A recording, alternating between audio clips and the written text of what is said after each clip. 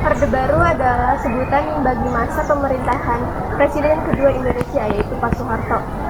Orde Baru sendiri ini lahir karena dikeluarkannya surat perintah pada tanggal 11 Maret 1966. Lamanya masa Orde Baru ini lumayan cukup lama, yaitu dari tahun 1966 hingga 1998. Pada masa Orde Baru, pemerintah berhasil mewujudkan stabilisasi politik dan menjamin keamanan bagi seluruh rakyat Indonesia. Keberhasilan dapat dilihat dari penurunan angka kemiskinan, jumlah kematian bayi, dan peningkatan partisipasi pendidikan dasar. Dalam rangka memberikan kesempatan belajar yang lebih luas, pemerintah dapat melaksanakan beberapa program seperti yang pertama itu ada Instruksi Presiden atau Inpres Pendidikan Dasar.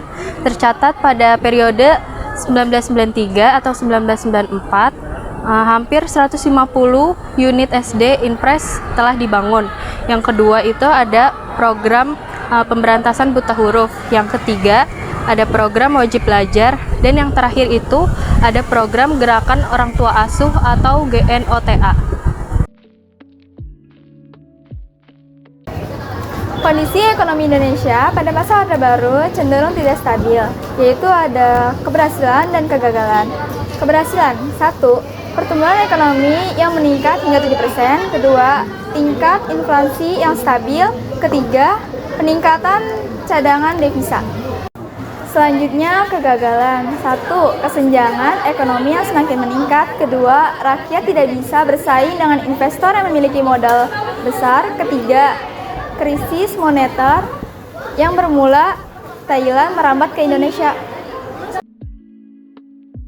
Kebijakan ekonomi yang diterapkan oleh Orde Baru ada 4, yaitu yang pertama ada teoriologi pembangunan dan yang terdiri dari pemerataan, pembangunan, pertumbuhan, dan stabilitas ekonomi serta politik. Yang kedua ada kebijakan ekspor yang terbuka.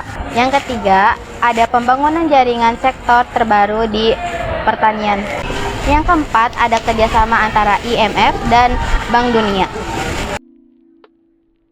Kebijakan politik pada masa Orde Baru dibagi menjadi dua, yaitu kebijakan dalam negeri dan kebijakan di luar negeri. Kebijakan ini dikeluarkan idealnya untuk kepentingan rakyat bersama.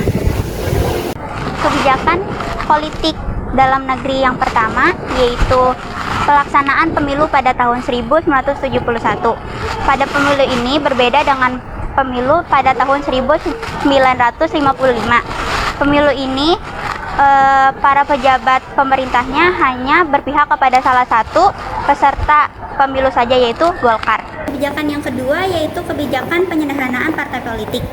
Penyederhanaan ini menjadikan 2 partai dan 1 golongan. Partai yang pertama yaitu Partai Persatuan Pembangunan atau yang disebut dengan PPP.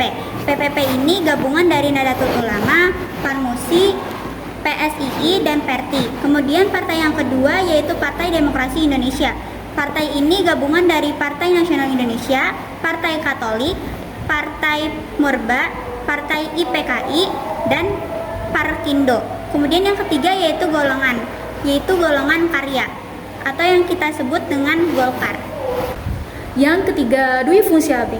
Dwi Fungsi ABRI adalah peran ganda ABRI sebagai kekuatan pertahanan keamanan dan sebagai kekuatan sosial politik. Yang keempat, pedoman penghayatan dan pengamalan Pancasila. P4 atau Eka Prasetya Pancakarsa bertujuan untuk memberikan pemahaman kepada seluruh lapisan masyarakat mengenai Pancasila. Selanjutnya, kebijakan politik luar negeri. Yang pertama, kembalinya Indonesia menjadi anggota PBB. Indonesia resmi keluar dari anggota PBB pada tanggal 7 Agustus 1965. Indonesia terkucilkan dari pergaulan internasional dan juga mengalami kerugian secara ekonomi maupun secara politik dunia. Indonesia resmi bergabung kembali menjadi anggota PBB pada tanggal 28 September pada tahun 1966. 2. Pemulihan hubungan diplomatik antara Indonesia, Malaysia, dan Singapura. Pada tahun 1965 terjadi konfrontasi antara Indonesia, Malaysia, dan Singapura. Untuk mengembalikan hubungan diplomatik antara Indonesia dan Malaysia, mereka menandatangani perjanjian pada tanggal 11 Agustus 1966.